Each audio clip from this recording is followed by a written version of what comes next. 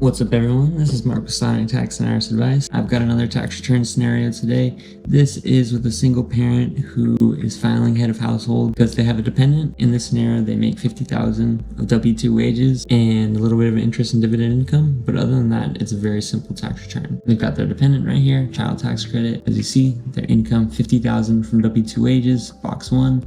There's interest on line 2B, some dividends on line 3B, so their adjusted gross income is the total of those, $50,493, and they have a standard deduction amount of $23,625, which is, around $8,000 or more than if you file a single. You get that increased standard deduction because they have a dependent that they're claiming that they cover the expenses for, and the dependent lives in their home and they qualify to be claimed.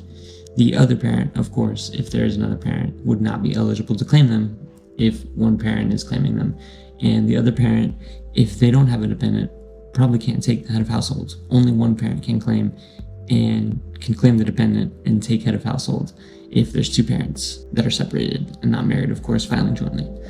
So standard deduction $23,625, you subtract that from their adjusted gross income, and you get their taxable income of $26,868. From that amount, that's where their federal tax is calculated, and that's $2,885. And I'll pull up the tax tables to show that amount. Line 18 is the tax amount.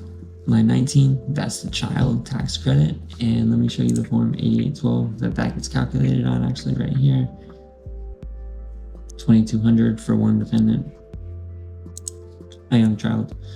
So $2,200, you subtract that from their federal tax amount, $2,885 minus $220, their credit amount, and you get $685, and that's their federal tax. If they didn't have any W-2 withholdings in the year, if they said, I just want my full paycheck, this would be how much they owed right now, $685 to the IRS after the child tax credit.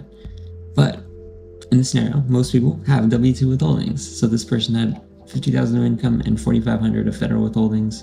So you have that $685 and you subtract that $4,500, and the difference of that is $3,815, which would be the amount in this scenario that they get a tax refund.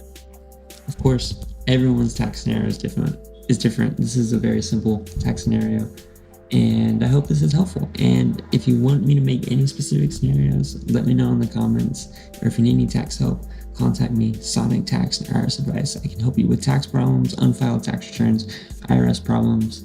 Let me know, and I hope you all have a good day.